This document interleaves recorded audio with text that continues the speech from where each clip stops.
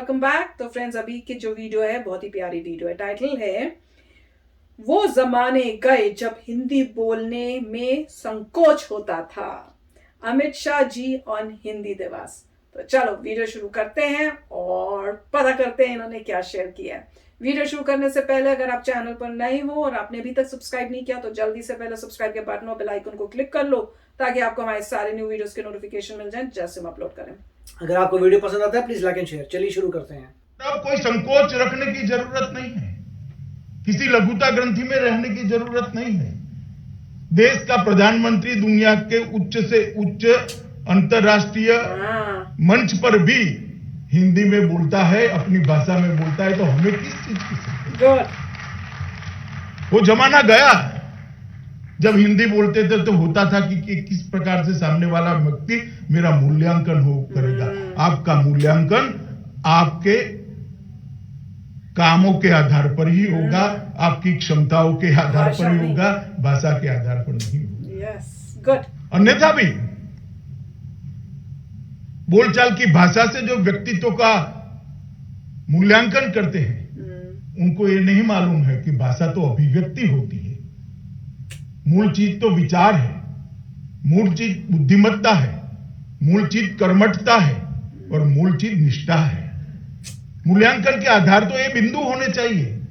भाषा तो सिर्फ अभिव्यक्ति करती है और मैं आपको बताता हूं कोई भी मानव विश्व में हो अपनी भाषा से अच्छी अभिव्यक्ति किसी और भाषा में वो कर ही नहीं सकता। और ये बात हमने हमारी नई पीढ़ी को समझानी पड़ेगी कि भाषा कभी बाधक नहीं हो सकती। हम गौरव के साथ अपनी भाषा का उपयोग करें, झिझके नहीं। कई सारे ऐसे देश है जिन्होंने विज्ञान में, अनुसंधान में, व्यापार में पूरी दुनिया में 1, 2, 3 नंबर प्राप्त करें, वो अपनी भाषा में काम कर रहे हैं।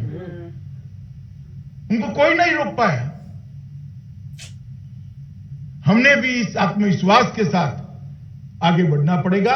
हमने भी इस आत्मविश्वास के साथ हमारी सभी भाषाओं को साथ में लेकर राज्य भाषा को भी आगे बढ़ाना है। तो फ्रेंड्स, बहुत ही प्यारी वीडियो थी।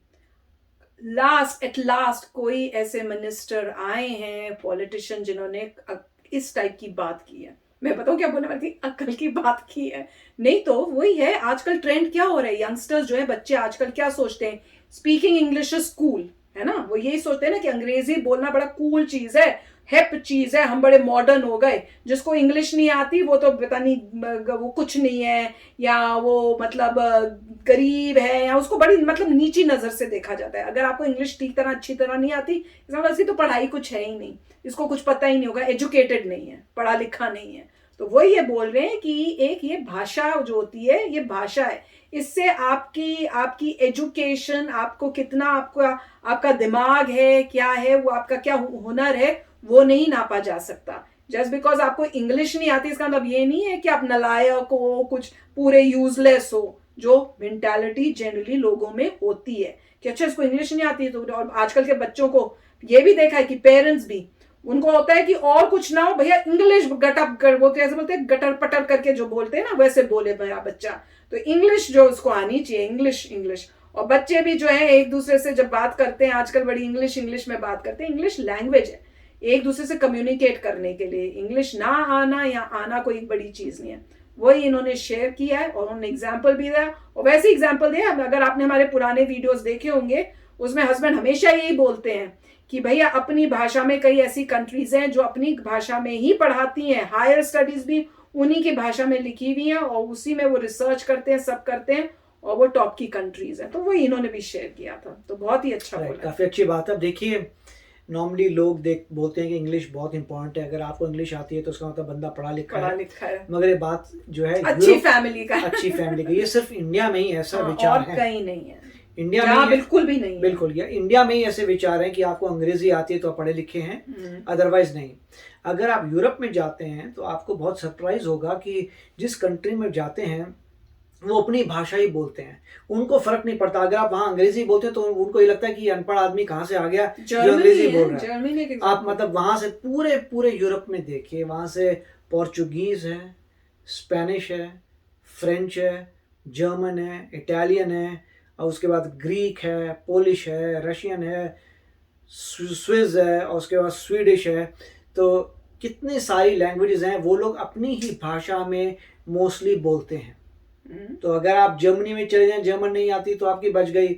आप फ्रांस में चली जाएगी, आपको फ्रेंच नहीं आई तो बच गई। आप कम्युनिकेट कर सकते हैं, मगर टूटी फूटी आपको पता लगेगी। टूटा किसी बंदे को ढूंढना पड़ेगा, किसी को इंग्लिश आती है, किसी को इंग्लिश आती है, उसे छोटा मोटा वो कुछ बोलेगा, आप कुछ बोलेंगे कहीं ना कहीं, मगर आपको दिक्कत वहां क्लियरली नजर आती है। अब ऐसी कंट्रीज में क्या प्रोग्रेस नहीं हो रही? बिल्कुल हो रही है। अपनी भाषा में वो लोग बुक्स लिखते हैं, अपनी भाषा बोलते हैं और पूरे और खुश रहते हैं अपनी भाषा में, उनको प्रॉब्लम नहीं है। और स्पेशली कई कंट्रीज तो बहुत रिजिड हैं। उसके एग्जांपल एक रशियंस हैं और एक जर्मन है। अपनी भाषा सबसे इंपॉर्टेंट है, हर चीज वो कोशिश करते हैं कि उसी भाषा में हो। तो वो लोग जो है इतनी प्रोग्रेस कर गए अपनी भाषा में, तो हमें क्या प्रॉब्लम है वो समझ नहीं आती। इनफैक्ट मैं तो ये कहता हूँ कि संस्कृत को आगे लाना चाहिए, क्योंकि उससे क्या होगा कि आपको लगेगा एक तो संस्कृत हमारी सुपीरियर लैंग्वेज है, तो सुपीरियर लैंग्वेज है और लोग बोलते हैं, तो मेरे ख्याल से वो होना चाहिए। परंतु पूरा यूरोप को, क्योंकि लोग जो है ये देखते नहीं, इंडिया को ही देख में, इंडिया में ही ऐसा बस होता है कि, और जब भी मान लीजिए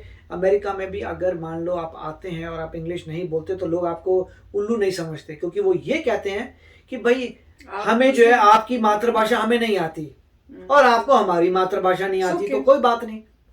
लोग तो ये अगर को वो बोल, अगर मान लीजिए कोई इंग्लिश बोलता है मैं अच्छी नहीं बोलता, तो बोलते हैं अरे कमाल है कि तुम्हें अपनी मातृभाषा तो आती है, साथ में इतनी सारी इंग्लिश भी आती है, क्योंकि वो हमें तो बिल्कुल हिंदी नहीं आती, तो फिर हम क्या करें। वो बात अलग है कि हम यहाँ पे बैठे मगर हमें कोई भी लैंग्वेज नहीं आती, छोटी मोटी स्पेनिश लोगों को यहाँ पे आती है।